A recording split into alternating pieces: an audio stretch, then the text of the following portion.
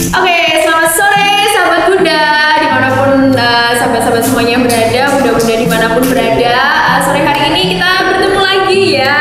Akhirnya setelah sekian lama cukup panjang ya sahabat Bunda ini nggak muncul di permukaan ya, mungkin sedang apa ya hibernasi gitu ya. Nah hari ini kita ada satu lagi program gitu ya sahabat baru ini, dan kita mau mengangkat satu tema ya, mengingat 1 minggu yang lalu di tanggal 1 sampai tanggal 7 Agustus itu bertepatan dengan hari Pekan ASI sedunia gitu ya. Nah hari ini kita angkat satu tema spesial, yaitu tentang mengasihi ya. Di situ terdiri dari kata ASI ya. Nah kita mau ngomong apa nih ya? Pastinya kita mau ngomong tentang ASI, air susu ibu gitu ya. Nah ini sudah hadir bersama dengan saya ya, ada bunda-bunda luar biasa di sini, boleh berikan aplausnya dulu. Ya nih harus ya kasih self reward ya, dan juga reward buat ya makasih. Ya oke, luar biasa, ada Bunda Ino di sana dan juga Bunda Fani di sini. Ya oke, hari ini kita mau langsung aja nih ngobrol-ngobrol ya Bunda ya, tentang mengasihi. Semuanya nih bunda-bunda mungkin bisa ceritakan dulu sekarang anak-anaknya usia berapa, dan bagaimana mengasihinya itu. Mungkin ada banyak cara ya, sebelumnya sahabat bunda ada banyak cara untuk mengasihi hari-hari ini. Mungkin kalau dulu yang kita tahu semuanya langsung minum gitu ya, dari sumbernya ada istilahnya emak-emak zaman dulu nih ngecel ya, kayak langsung cel pokoknya. Ya pokoknya baru nih, baru tahu saya. Terus kalau bisa nggak bisa nih asinya nggak keluar lah, dikasih susu atau tajin lah zaman dulu gitu ya. Tapi hari-hari ini ada banyak cara untuk mengusahakan gimana kita tetap memberikan asi, karena itu sebuah asi itu sebuah sakral gitu ya, air sakral dan yang nggak bisa digantikan oleh apapun gitu kan. Nah itu mengusahakan gimana caranya kita tetap berikan yang terbaik untuk anak-anak kita. Nah salah satunya nanti mungkin bisa cerita dulu bagaimana mengasihi anaknya dengan cara seperti apa, mungkin bisa diceritakan dulu, dan anaknya sekarang usia berapa mungkin ya. Mungkin udah Fani dulu. Udah Fani dulu. Kenapa Mbak Ino? Gak apa-apa. Oke. Jadi sekarang anak saya itu usianya 18 bulan, mau ke 19 bulan. Jadi saya itu mengasihinya itu dengan cara direct breastfeeding atau DBF ya. Jadi yang apa tadi Mak jelas? Iya, ngejel. Ngekor ini nangis, jelit. Ya gitu ya bunda ya. Oke, begitu nangis langsung jel gitu ya. Tapi ya memang itu ya. Jadi memang anak saya sekarang si Hagia itu jalan 19 bulan sampai hari ini puji Tuhan masih bisa DBF.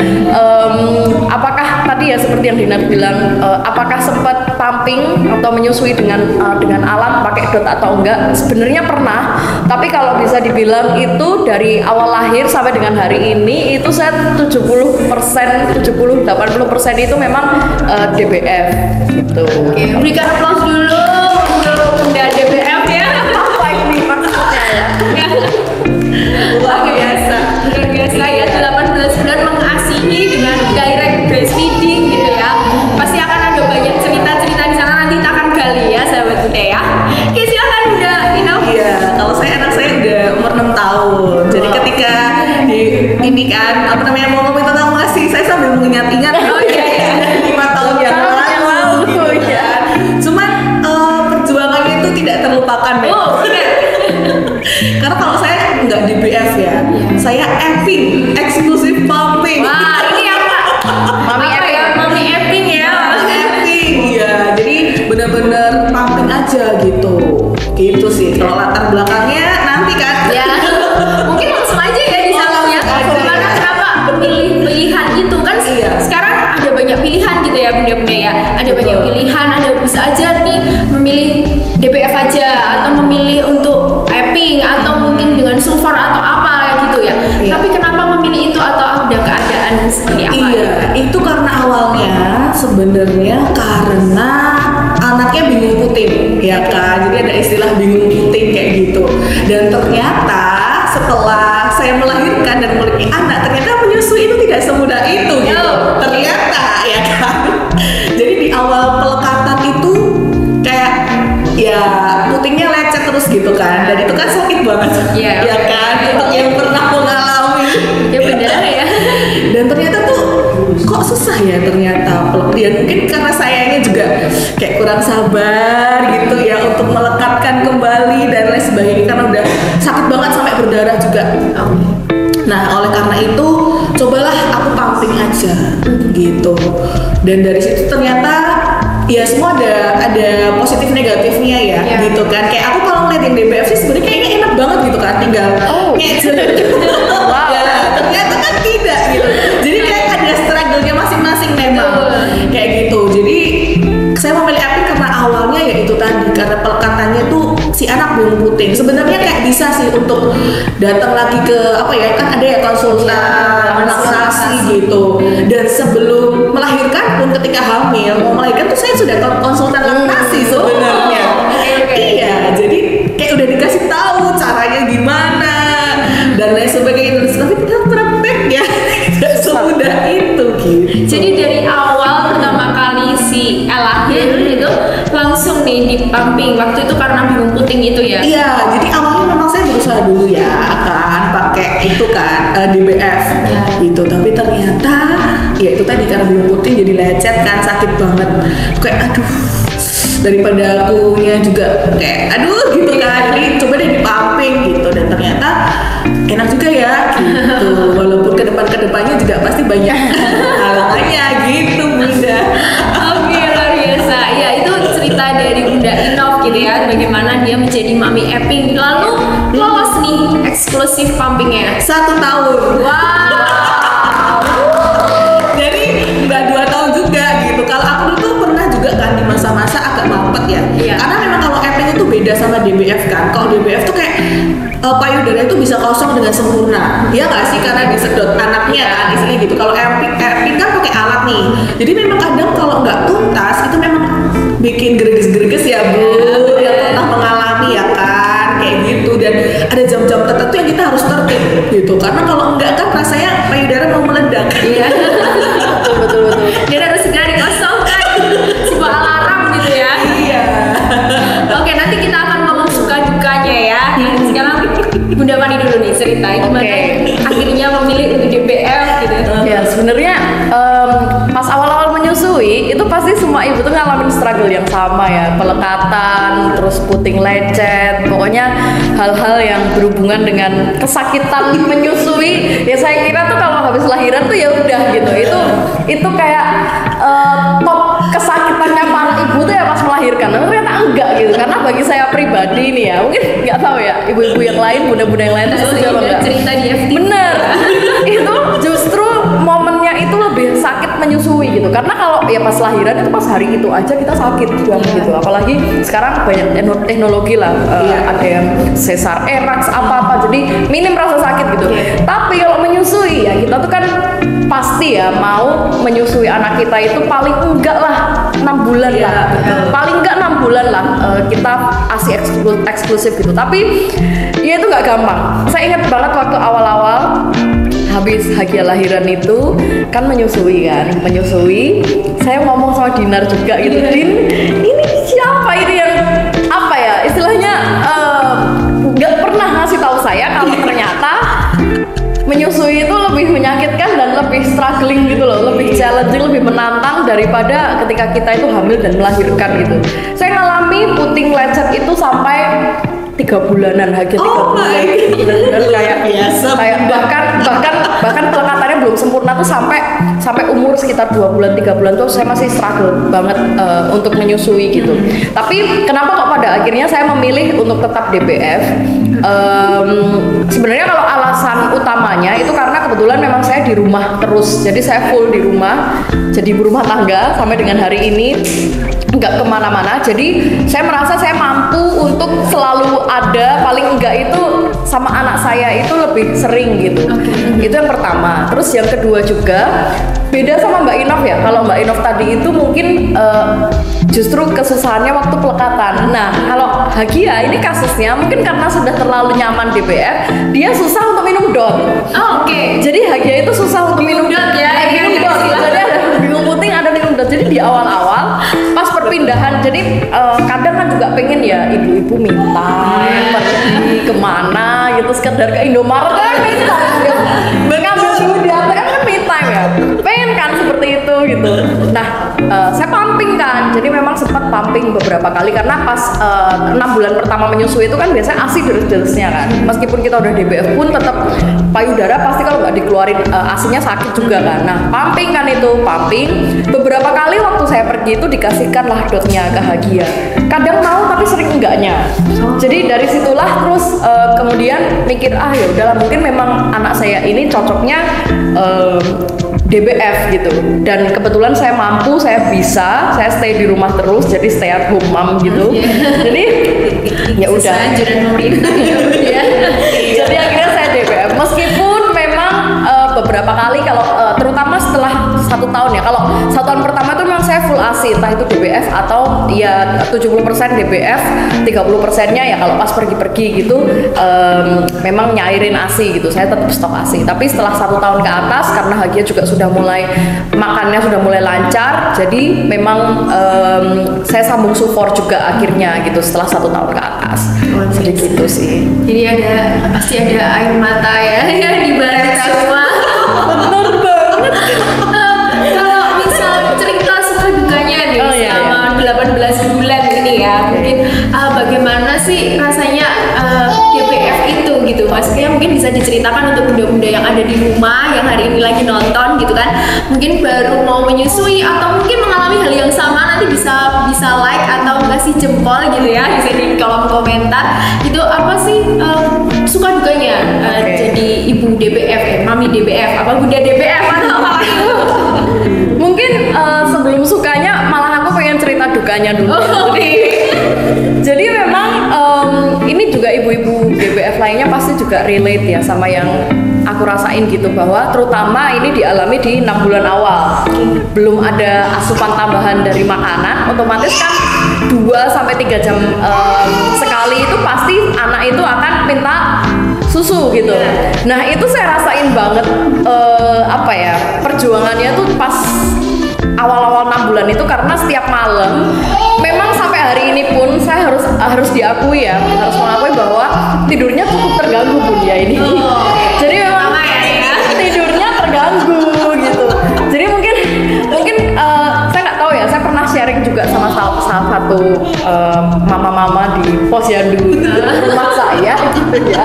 Itu biasanya dia tuh bisa shift-shiftan sama suaminya. Kalau siang ya dia, karena dia ini mami Eping ya, jadi kalau siang itu dia yang nyusuin anaknya, atau mungkin orang lain ada susternya atau ada orang tuanya, mertuanya tuh bisa bantuin susuin. Nah kalau pas malam itu gantian yang standby untuk anaknya itu si suami.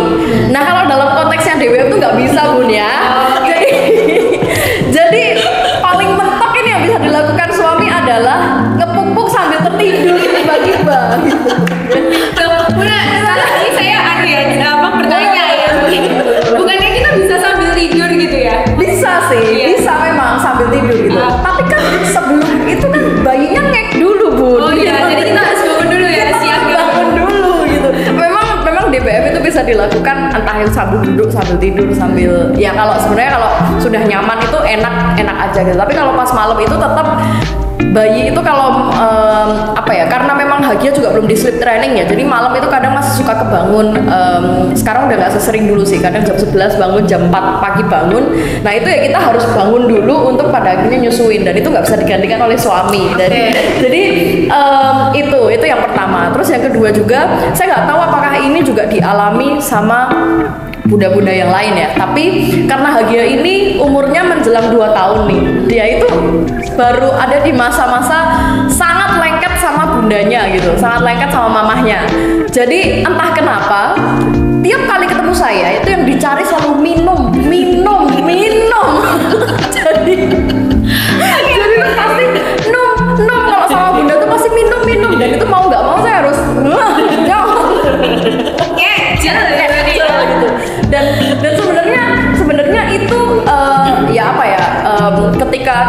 ada di tempat umum dan lain sebagainya, itu memang kita harus selalu standby buat anak kita kapanpun anak kita itu butuh minum. Nah, problemnya adalah ya kita kan manusia biasa ya Bun ya.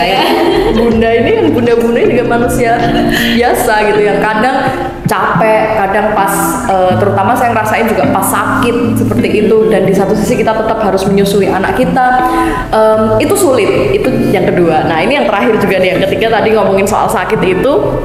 Jadi ada beberapa momen di mana saya tuh emang lagi sakit masuk angin gitu ya.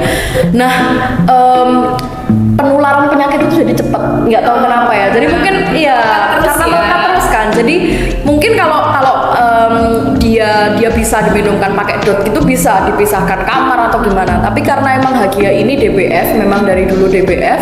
Jadi mau saya sehat, mau saya sakit, mau saya sedang berdarah-darah, emosi saya sedang stabil, sedang tidak stabil ya dia maunya tuh nenem sama saya gitu. Nah itu yang membuat penularan penyakit tuh jadi kayak cepat gitu. Misal saya lagi batuk pilek, ya harus siap-siap. Ini 1-2 minggu ke depan ini Hagia juga bapil gitu. Itu jadi sulit. Tapi saya juga rasain sukanya itu adalah bener ya. Jadi kayak lebih praktis aja gitu loh. Kita nggak perlu nggak perlu steril alat, nggak perlu ngerebus botol, bawa kulkas kayak Dinar kemana-mana gitu. Nggak perlu ada getaran bener. Nggak perlu ngerasain seperti itu gitu. Dan saya rasain banget sebenarnya manfaatnya dari DBF ini itu justru ketika anak saya tuh lagi sakit ya. Jadi misal Hagia tuh lagi panas atau lagi sakit apapun itu, lagi batuk, lagi panas. Entah ini sugesti atau apa ya, tapi sayanya itu ketika menyusui dia dan posisinya sedang panas, sedang demam gitu ya, itu sayanya merasa lebih tenang dan dianya juga jadi lebih tenang gitu, karena mungkin ada di pelukan ibunya ya. Jadi setiap kali sakit, setiap kali ngerasa nggak nyaman gitu, begitu disusuin gitu ya, nempel sama saya, karena juga kan sama aja skin to skin kan itu. Jadi jatuhnya lebih tenang, lebih tenang gitu, lebih tenang, lebih aman, dan jadi nggak rewel gitu. Jadi nggak rewelan aja gitu anaknya, apalagi kalau pas lagi sakit ya. Karena ya tadi ngekcel tadi jadi lebih meredam kerewelannya dia. Terus juga apa ya, karena dia itu selalu deket sama saya ya, jadinya ini juga saya menganggap ini sebagai sebuah sukanya ya untuk DBF. Jadi tetaplah ikatan batin, terus juga kedekatan dari sisi kedekatan, meskipun Hagia tuh tiap kali deket sama saya itu mintanya minum. Jadi kadang kalau misal pas lagi baper gitu, kok teko neng aku datang ke saya kalau lagi butuh aja. Kadang kalau pas lagi baper ngerasa seperti itu ya. Tapi enggak ya, tapi saya anggapnya itu sebuah bentuk kedekatan atau kelekatan secara emosional dan psikologis juga sih buat anak. Jadi ya itu sih. Oke, lebih praktis, lebih meredam kerewelan ya. Tapi juga lebih gampang sakit anaknya. Oh iya, memang ada plus minusnya ya. Mungkin nanti ini bisa jadi sebuah pertimbangan gitu ya. Bagaimana ibu-ibu bunda-bunda di luar sana ketika mempersiapkan nanti untuk momen menyusui, karena ternyata dari dua bunda ini ya mungkin baru bercerita sedikit aja, kita ternyata memang menyusui itu memang melahirkan itu cuma sehari gitu ya. Tapi ternyata mendewasakan itu memang seumur hidup, dan rasanya seperti ini ternyata bunda. Ini bukan sebuah cerita untuk menakut-nakuti atau gimana, tapi ini sebuah mungkin bisa sharing pengalaman untuk persiapan. Iya, persiapan untuk bunda-bunda yang akan memasuki masa-masa menyusui gitu ya. Secara khususnya mengasihi gitu. Oke, dilanjut deh dari Bunda Inov yang mungkin ini kalau Epic ini mungkin dulu belum hits gitu ya. Dan hari ini lagi hits, dan ini lagi wah ternyata Bunda Inov 5 tahun yang lalu sudah papi gitu loh. Luar biasa banget sih. Bunda modern gitu. Bunda modern kita. Karena itu di pemilihan Epic karena bingung puting dan lecet gitu kan, dan pada saat itu kan saya wanita bekerja. Nah itu jadi kan mau nggak mau ya, atau daripada saya dulu sih kan mikirnya juga ya asik kan memang yang terbaik ya gitu kan. Nah saya itu kan yang iri juga. Iya sih, bener banget. Hagia support makin lama. Maksudnya daripada buat beli support nih, mending buat ASI booster malah. Sampai lebih lama ya. Iya, jadi kan itu kayak bikin menyemangati gitu loh untuk mengasihi juga gitu, karena ya itu memang bayi gitu kan sebenarnya. Nah, ya itu karena saya bekerja, jadi saya jadi mama Epping. Ini mau langsung ke suka dukanya nih. Kalau dukanya dulu ya, kan kita harus istilahnya kejar setoran. Iya. Iya nggak sih? Apalagi bayi baru lahir tuh kayak 2 jam sekali harus minum. Dan kita yang masih new mom belum tahu gimananya gitu kan, kayak kita udah baca banyak teori kalau ASI semakin cepat dikosongin semakin cepat terisi dan sebagainya gitu kan. Iya. Nah itu kan awal-awal memang agak bingung sih, jujur li, jujur li. Karena kan kita kayak harus pumping nih. Pumping itu kan 2 jam sekali, ya kan? Itu di 1 sampai 3 bulan pertama ya kayaknya. Agak lupa sih. Itu 2 jam sekali, bayangin aja. Jadi sampai di alarm nih. Terus pernah suatu ketika ASI kan nggak lancar terus ya kan? Ada kalanya cuma sedikit, itu kan udah bikin stres loh. Karena kan kalau DBF kan kita nggak tahu ya takarannya. Kalau di pamit tuh pernah kayak cuma berapa tetes gitu doang, padahal stok udah mau habis nih. Jadi kayak gitu, kayak dikit-dikit lihat kulkas nih, jadi kayak dihitung, wah stoknya ini nanti aku harus kayak kejar setoran gitu loh. Masukan pengeluaran gitu ya. Belum lagi kalau Epping itu ribet banget kan, harus cuci. Dulu awalnya nih aku habis pumping langsung cuci, cuci steril, pumping lagi, cuci steril, lama-lama aduh terlalu steril aku kayaknya. Lama-lama tidak terlalu ngerti banget kan higienisan ya Bu. Ternyata waktu itu kan ini ya zamannya ada Instagram tentang pengetahuan ibu-ibu menyusui gitu juga. Ternyata kalau mama Epping itu setelah pumping cuman dilap aja, dibilas pakai air biasa, terus asal habis itu masuk kulkas itu aman. Jadi 1 kali 2 jam nggak perlu di steril tuh sebenarnya nggak apa-apa. Nah akhirnya aku menganut anutan yang itu ya kan, daripada aku cuci 2 jam sekali bunda.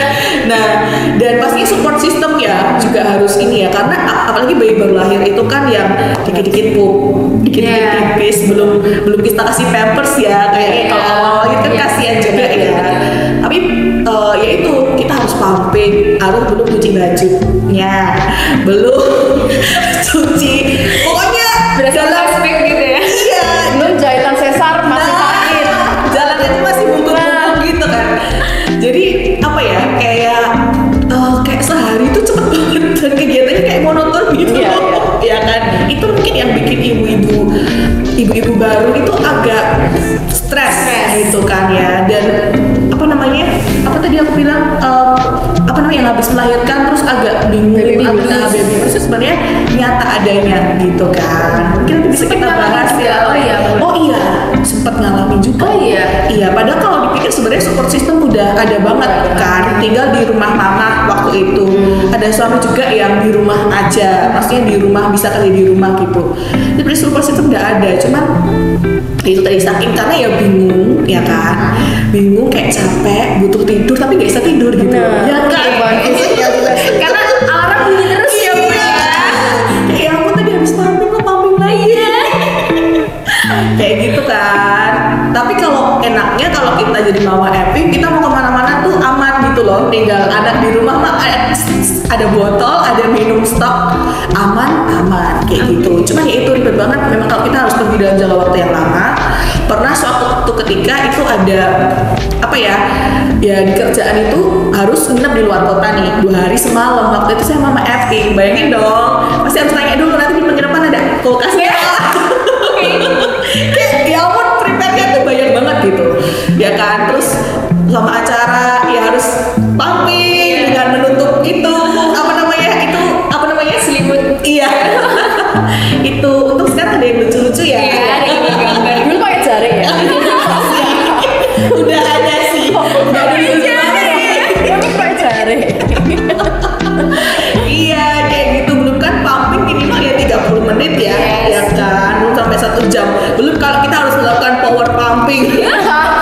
Ada lagi Tapi tuh. pernah melakukan power pumping ya? Iya Jadi kan? power pumping itu apa mungkin dijelasin? Power pumping itu 1 jam nih. Jadi pumping 1 jam itu kayak biar menstabilkan nanti ASI-nya gitu loh, biar nggak menurun gitu. intinya gitu sih. Jadi ada jedanya. Jadi iya kalau saya nggak salah ya. Jadi memang power pumping itu memang pumping selama 1 jam. 1 jam. Enggak sih? 1 jam penuh. Tapi kayak dijeda 10 menit terus jeda Berapa 5 menit, 10 menit lagi pumping kayak gitu. Saya pernah melakukannya sih jam 3 pagi. Wah.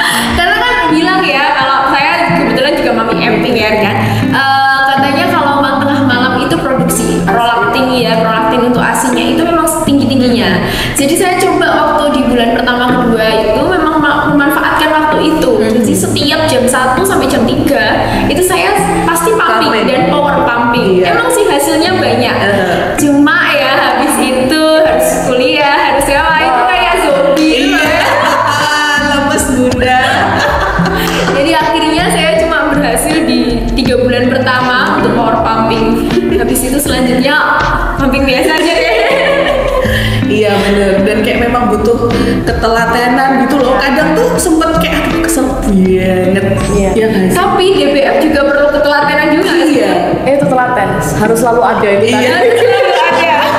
Telaten kita tuh harus selalu ada buat anak ya. Tadi juga seperti yang dibilang sama Mbak Inov ya, bahwa kalau DBF itu karena anak itu bergantung pada kita banget ya. Jadi apalagi di 1 tahun pertama waktu memang Hagia itu full ASI, full DBF itu bang sampai hari ini pun nggak berani saya ninggal, belum berani sama sekali ya. Tapi apalagi bisa dok. Masih di Dengan susu formulanya itu bisa dikit-dikit, tapi sebenarnya dia bukan kayak suka ngedot gitu sih. Dan juga kadang itu kan saya latih dia buat nyedot UHT kan, jadi pakai susu UHT. Tapi itu pun dia tetap kalau ketemu saya minum.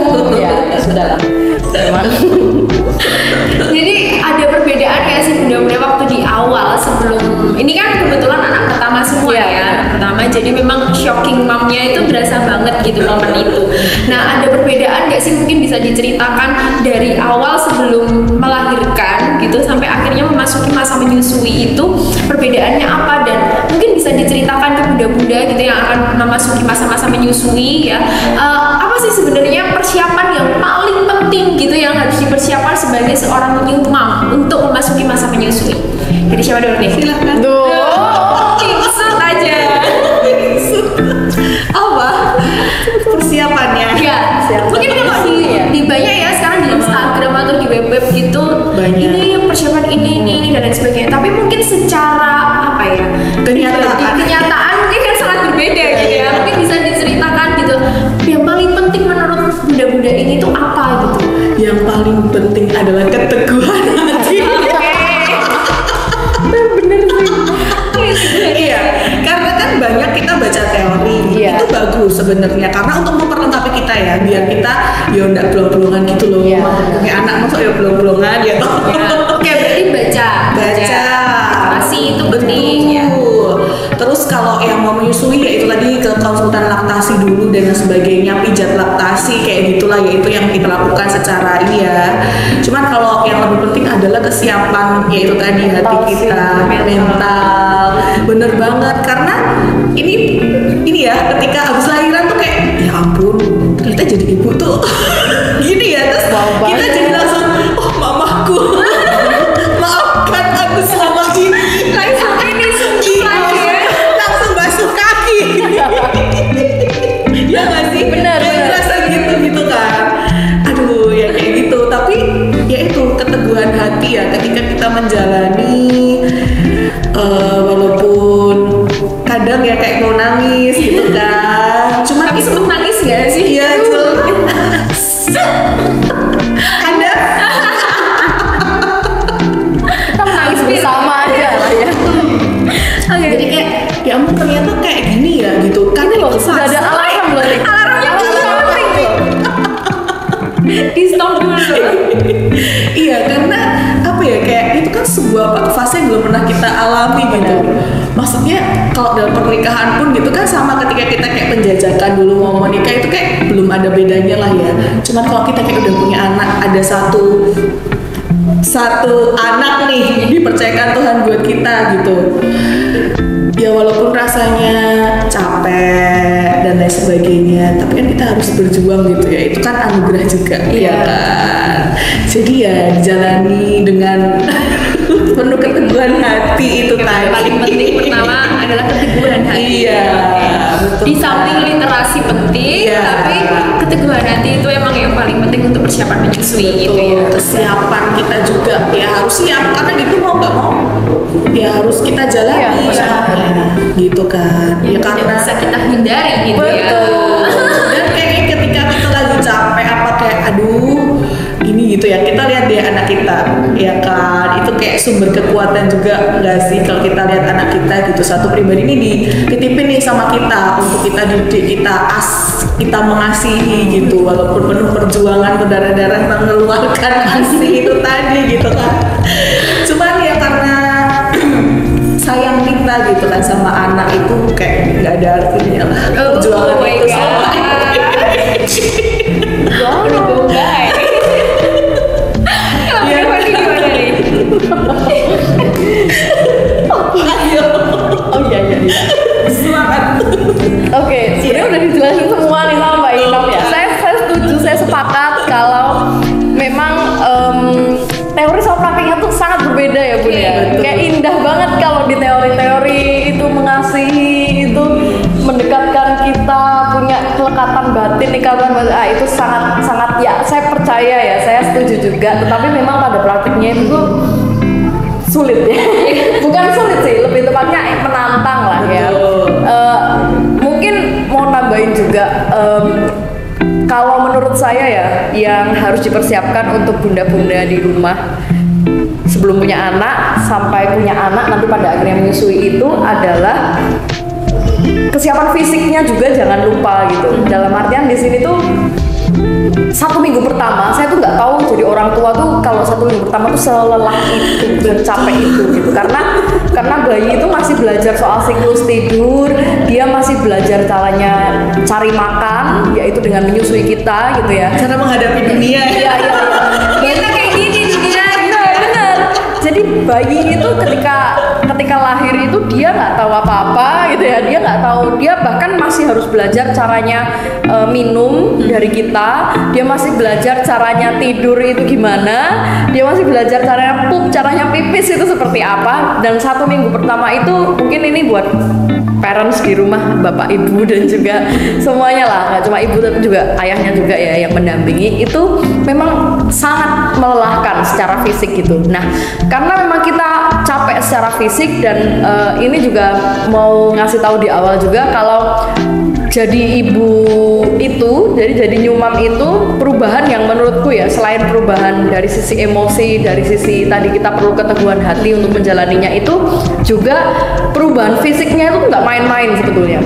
Jadi saya ngerasain pas 1 minggu awal mungkin apa ya kalau istilahnya ya di bahasa Jawa itu orang tua tuh gregesi apa sih? Gregesi. Ya jadi bayangkan ya kita awalnya punya payudara itu nggak ada isinya, tapi karena ada seorang anak lahir yang membutuhkan kita sebagai sumber makanannya, tiba-tiba ada isinya gitu. Tiba-tiba itu terisi ASI, yang mana kadang untuk beberapa ibu-ibu perubahan fisik ini itu ngaruh ke dia tiba-tiba jadi demam, terus tiba-tiba jadi badannya itu sangat lemah gitu. Apalagi yang baru aja melahirkan, baik itu normal atau sesar, pasti juga ada luka yang harus dipulihkan di tubuhnya gitu ya. Dan itu sangat-sangat tidak mudah gitu, ibu-ibu sekalian ya. Aku nangis. Jadi persiapan fisik ini itu memang bukan sesuatu yang kita bisa hindarkan dan kita siapin sebelumnya kayak ngerasain dulu lah gimana ya lahiran sesar biar besok pas lahiran sesar nggak begitu sakit atau gimana nih ya nyusui tak ajar dulu lah pelekatan sama anaknya siapa itu nggak bisa seperti itu. Masalahnya kita nggak bisa seperti itu. Nah karena perubahan fisik yang sangat signifikan ini saya ngerasain banget hadirnya support system itu juga sangat-sangat membantu. Betul. Jadi jangan lupa untuk para suami, para ayah gitu, jadilah juga ayah ASI ya, yang artinya tuh seperti ini. Kita tahu bahwa mungkin dalam konteks orang tua ini yang bertugas untuk memberikan ASI ke anak itu ya seorang ibu. Tetapi ingat bahwa ASI booster alami seorang ibu itu sebenarnya bukan merek-merek seperti mom, bukan. Tapi ketika ibu ibu itu merasa happy, ibu itu merasa feeling happy gitu, feeling dia dihargai, dia disupport. Nah itulah sebenarnya ASI booster alami yang para bapak dan ayah ASI ini bisa berikan. Caranya seperti apa? Silakan tanya istrinya masing-masing ya. Karena kebahagiaan beda-beda benar gitu. Ada yang happy-nya tuh kalau dibeliin martabak gitu. Ada yang happy-nya tuh kalau ditraktir apa nih, bakso gitu. Jadi silahkan tanya ke istri masing-masing gitu. What makes you happy? Apa yang bisa bikin bahagia itu? Dan berusaha mewujudkannya tentunya. Kalau mau di ranking gitu ya, ada 2 pertanyaan. Yang pertama dari 0 sampai 10 nih. Kalau stres mengasihi itu dari 0 sampai 10 berapa? Wow.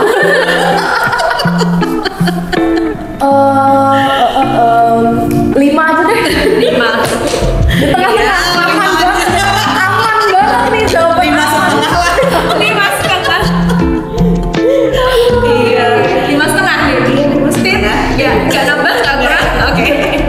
Karena ternyata ini ya, maksudnya karena udah melalui gitu loh, jadi ternyata aku bisa melalui loh. Itu jadi kayak memberi semangat juga untuk muda-muda yang mengasihi, mungkin yang lagi bosen pape. Benar-benar. Tetap semangat karena emang monoton banget ya. Gitu aja, nggak ada getarannya yang berbeda gitu ya. Betul. Kayak jadi mode getar yang berbeda gitu mungkin lebih asik gitu ya. Tapi ini sama gitu. Semua mesin sama kayak gitu. Iya banget ya, apalagi anak saya tuh suka banget kalau lagi pumping itu dia lebih Digangguin kan. Oh. jadi giginya kan mulai gatal tuh dia. Dia mau apa ngemut gitu ya. Itu oke.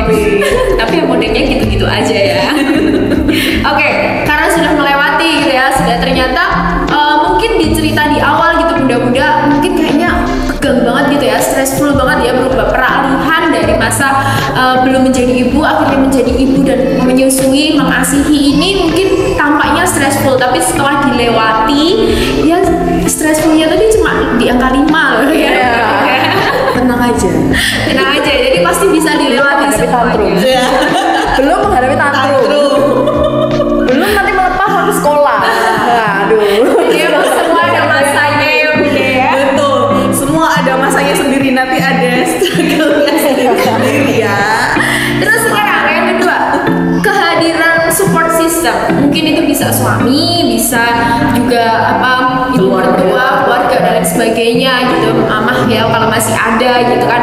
Nah, dari 0 sampai 10 seberapa penting dari bunda? 10 ya. Kalau bisa 100. Mohon maaf ini cuma sampai 10 bunda ya. 10 kali 5. 10 kali 10. Oke, ternyata emang dalam perjalanan mengasihi ini emang sangat penting gitu ya untuk adanya support system, entah itu dari suami, entah itu dari keluarga yang lain gitu ya, untuk bisa gantian shift walaupun mungkin ngepok-pok sambil tidur juga ya bunda ya.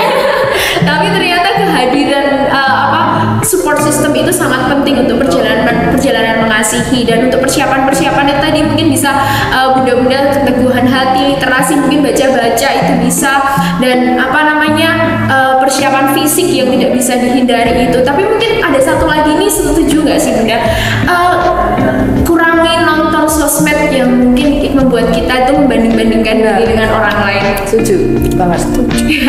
Karena memang hari-hari ini memang itu lagi up gitu ya, maksudnya banyak banget akun-akun di Instagram, YouTube dan lain sebagainya yang ngomong tentang bagaimana mereka mengasihi, gimana, dan mungkin Yang aslinya sekulkas-kulkas tuh ya. Iya. Lumayan insecure ya bun dulu. oh juga ngalamin gitu ya bunda ya. Bisa sekulkas-kulkas ini. Oke, saya juga ngalamin sih, asli sekulkas tiba-tiba habis. Iya, sama. Di kulkas terus kan waktu itu ada anak sepersusuan saya juga. Yang dengan KR itu kan hampir sama tuh umurnya tuh. Karena kulkasnya nggak cukup waktu itu. Tapi ya itu tahu-tahu waktu pas ngedrop ya habis gitu. Iya, sama. Kayak harus kejar setoran lagi gitu kan. Jadi pokoknya terus semangat. Iya, tetap semangat bunda-bunda yang lagi masa-masa kritis. Ya, maju mundur. Pilihannya Semangat. Semangat. maju sama mundur, semangat aja deh. Mode bertahan ya, mode bertahan. Emang luar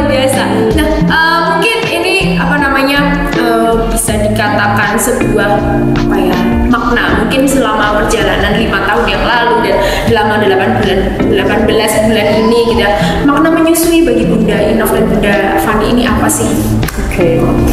Sebenarnya dulu tuh ya, saya tuh sempat diskusi sama suami saya. Mungkin suami saya juga kasihan ya. Maksudnya melihat saya itu mungkin sangat kesulitan, apa ya, sangat tidak fleksibel ketika saya harus DBF gitu. Ketika DBF itu berarti saya harus present buat anak saya harus ada, harus nyusui, harus duduk, ya kan nggak mungkin sambil lari-lari ya. Dan kadang itu ini tergantung pola masing-masing bocah ya. Jadi Hagia itu bukan tipikal anak yang kalau benar dia sangat aktif sekali. Jadi misalnya nyusui ya nyusui, saya nyusui sambil kerja itu laptop itu bisa terbalik gitu. Itu jadi emang ini tergantung setiap anaknya ya. Nah pernah ada satu masa gitu suami saya tuh bilang udahlah nyusuinya sampai 6 bulan aja. Dan waktu itu saya setuju. Dia wis 6 bulan aja, habis itu sufor apa gimana. Tapi keren lanjut sampai 1 tahun. Habis itu waktu mau 1 tahun tuh Hagia bilang wis lah sok men nyusuinnya sampai 1 tahun lah, habis itu sambung sufor, habis itu pokoknya nggak usah nyusuin lagi. Terus lanjut sampai 18 bulan. Iya, itu 4 bulan lagi nih, 2 tahun ini. Ini udah lagi kan. Akhirnya kan nggak mungkin lagi kan ini apa masih terus. Iya, masih terus kan. Dia bilang kayak gitu sampai saya bilang seperti itu dan saya mengiyakan waktu itu. Saya ya udahlah sampai 1 tahun, nanti sampai 6 bulan. Lalu 6 bulan tuh saya bilang ya udah sampai 6 bulan. Udah sampai 6 bulan AC eksklusifnya. Habis itu nanti sufor aja, pakai dot aja apa gimana lah caranya. Oke, tapi lanjut sampai 1 tahun dan itu terjadi secara natural dan tiba-tiba ketika tadi pas ngobrol seingat ke belakang tuh ya dulu kayaknya aku deal-dealannya sama suami nih ya. Ini maunya nyusuin cuma sampai 6 bulan gitu. Tapi kenapa lanjut jadi 1 tahun gitu? Terus kenapa lanjut lagi jadi 18 bulan gitu? Kadang membingungkan ya. Tapi dari situ memang saya jadi mengerti bahwa makna ASI itu sendiri itu adalah ya mengasihi itu gitu. Jadi karena memang kita saya mengasihi anak saya pasti akan secara naluriah gitu ya. Itu berusaha sebaik yang saya bisa untuk memberikan yang terbaik untuk anak saya. Dan dalam konteks ini ASI itu kita semua percaya kalau ASI itu sumber makanan, sumber nutrisi yang memang terbaik yang Tuhan itu sudah memberikan ke diri kita setiap ibu secara memang fisiologis itu diberikan sama kita gitu. Jadi menurut saya kalau ditanya maknanya ya kenapa kok saya pada akhirnya bisa mengasihi sampai dengan hari ini ya karena saya mengasihi anak saya. Jadi saya kasih terhadap anak saya, otomatis kasih itu rela untuk memberi yang terbaik. Bahkan ketika yang terbaik itu tuh artinya kita harus mengorbankan fleksibilitas kita, mengorbankan mungkin fisik kita harus mengorbankan waktu tidur. Ya itulah gitu makna mengasihi buat saya. Memberi yang terbaik gitu ya. Betul, sama. Sama dong, mengasihi ya karena saya mengasihi itu tadi kan, jadi diusahakan, diupayakan gitu. Kalau saya dulu cuma sampai 1 tahun ASI eksklusif ya, jadi mama Epping 1 tahun itu sudah menghabiskan berapa plastik kandang ASI. Lumayan juga ya itu ya. Lucu sekarang kantongnya warna-warni. Iya dulu juga udah ada kok. Oh sudah ada. Ada yang double zip juga. Satu zip itu terus tumpah. Nangis gak sih? Ya itu kemarin baru. Sakit tapi gak berdarah ya. Kayak gitu sih. Ya itu mengasihi walaupun perjuangannya luar biasa untuk mengeluarkan setetes susu gitu kan. Cuma tuh kayak ya karena aku mengasihi aku rela melakukan itu semua gitu demi anakku. Seorang pribadi ya. Seorang pribadi yang awalnya nggak ada tiba-tiba ada di tubuh kita gitu ya. Tiba-tiba keluar dan menjadi seorang pribadi juga. Betul. Emang mengasihi itu emang makanya kenapa ada kalimat kasih ibu sepanjang masa gitu ya. Emang mengasihi itu ya inilah seumur hidup gitu ya, kayak berdarah-darah, luka-luka dan lain sebagainya. Pokoknya yang penting anaknya tumbuh sehat dan kuat gitu. Oke, baik untuk yang terakhir nih sebelum kita tutup ya sesi hari ini gitu tentang mengasihi ini. Apa yang akhirnya mengambil keputusan tadi kan ada banyak nih, ada 6 bulan pertama, habis itu 6 bulan kedua, sampai akhirnya di 18 bulan akhirnya memutuskan untuk tetap mengasihi dibanding untuk memilih pilihan-pilihan yang lain mungkin yang sudah ada, walaupun mungkin harus bawa kulkas kemana-mana gitu ya, tapi keputusan untuk tetap mengasihi itu apa sih turning point-nya gitu istilahnya. Silakan. Saya tak mikir dulu. Tapi yang jelas alasan ekonomis ini real loh ya Bun ya. Iya. Saya pun juga melihat harga support segala macam yang mahal, apalagi kita juga kalau di usia anak saya tuh masih pakai pampers dan support udah. Sebuah Ini combination ya. Combination dan tidak bisa paket hemat itu ya. Jadi alasan ekonomis itu real bunda-bunda ya. Itu terus kalau yang kedua ini personal ya, ini buat saya ya. Kadang kalau saya ya itu tuh melihat apa yang mau dikonsumsi sama anak saya. Ya saya juga sih. Itu tuh saya suka lihat ingredient list tuh. Oke. Kenapa ya bunda? Terlalu detail memang. Dan entah kenapa ya, saya tuh melihat ingredient listnya di support. Sebenarnya nggak hanya support ya, tapi juga makanan-makanan di luar sana, apalagi kayak ciki-ciki, terus apa sih kayak minuman-minuman manis gitu. Dan yang saya selalu pantau itu tuh gulanya sebetulnya. Jadi salah satu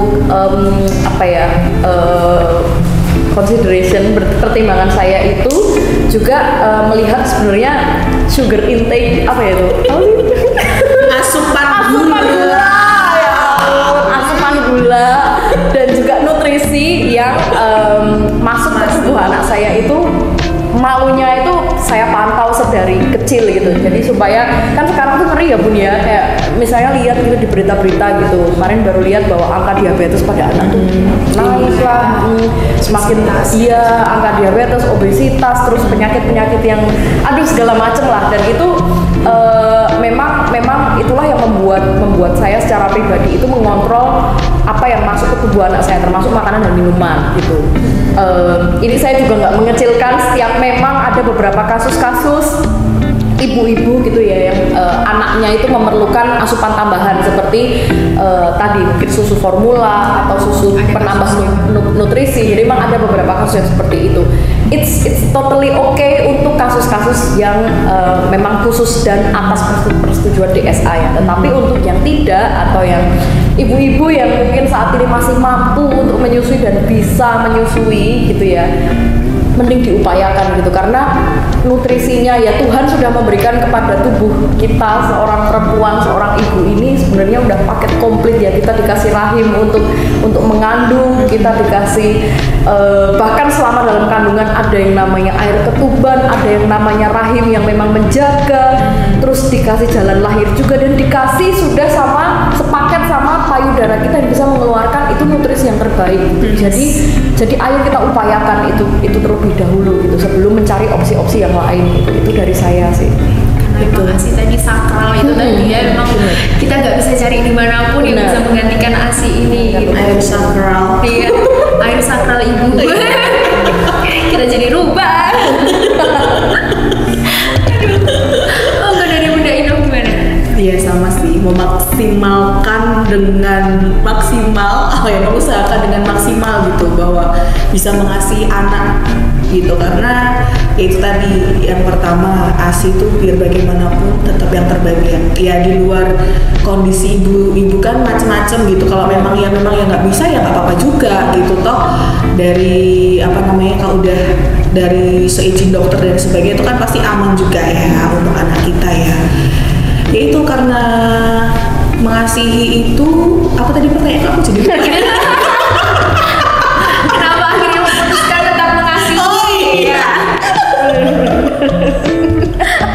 Kalau kamu dan kadang-kadang kalau wanita Iya. itu kan Iya. Suka tiba-tiba blank. Iya. Tapi itu memang gitu nggak? Iya. Setelah melahirkan kan, setelah punya anak, Iya. kayak gampang blank gitu kan? Iya benar dari.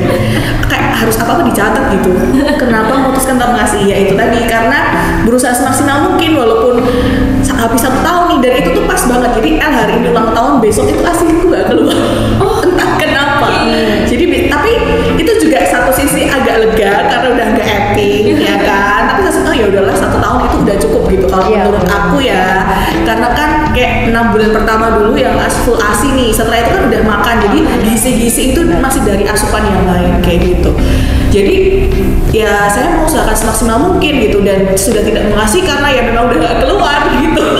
Jadi gitu emang sih. pada intinya gitu ya, pada akhirnya memang kita tidak bisa memaksakan anak juga gitu ya. Betul. Seperti Hagia yang tidak bisa dipaksakan untuk minum DOT, seperti halnya L yang tidak bisa dipaksa untuk minum Langsung. BWF gitu ya. Memang setiap anak itu unik ya, setiap anak itu punya caranya masing-masing untuk dia bertahan hidup ya, gitu. Dan di setting Tuhan, dan memang Tuhan itu luar biasa men-setting tubuh kita juga untuk bisa memberi kehidupan gitu ya, istilahnya untuk anak-anak kita gitu. Luar biasa. Jadi bunda-bunda ya, mungkin apa namanya, jadi nggak perlu takut dan panik ya kalau stresnya tadi mungkin 5 aja gitu, ternyata semua bisa dilewati kok gitu ya. Dan pastinya harus terus semangat ya, pilihannya maju atau mundur, ternyata pilihannya semangat, ya.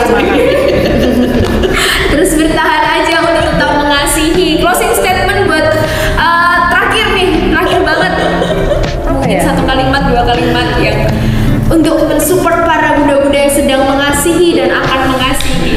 Iya, silakan. Tuh. Kalimatnya iya. Iya. Satu dua kata. Boleh? Semangat. Oke, semangat. Semangat. Saya semangat sama Mbak Inok ya. Enggak, kamu yang ngomong panjang banget. Enggak. Saya nggak ngomong. Semangat. Iya, semangat, pokoknya bisa melalui. Bener sih, bisa melalui. Tenang, karena Tuhan tuh nyeting tuh kita bisa melaluinya gitu kan. Betul, betul. Bayangin aja dulu mama-mama kita, ya nggak sih? Iya. Dulu belum ada internet, belum ada konsultan laktasi. Iya betul ya. Iya nggak Bahkan sih? mungkin belum ada alat yang elektrik, Nah. masih pakai. Manual, bayangin kalau kita apping manual. Iya. Tangan kita Ini pegel ya. tangan kita keker. Tapi cuma sebelah. Iya, iya, iya. Itu ketika mau menyerah kayak aduh, ingat mama kita aja tuh bisa loh. Iya. Ya kan? Memang.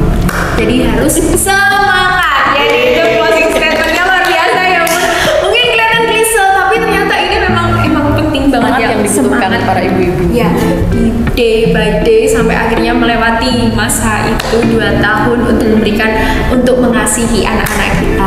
Baik itu, terima kasih ya bunda-bunda semua yang mungkin bunda-bunda di luar sana juga mengalami hal yang sama, nanti bisa sharing-sharing bareng gitu ya di Sahabat Bunda di episode selanjutnya. Nanti kita akan ada tema-tema yang lain yang mungkin nanti Bunda mau usul nih tema ini, boleh banget bisa di share ketik di kolom komentar gitu ya. Terima kasih Bunda Fani, Bunda Inok untuk waktunya untuk sharing bersama dengan kita. Mungkin sekian dulu dari kita, sampai jumpa di episode selanjutnya di Sahabat Bunda. Sampai jumpa.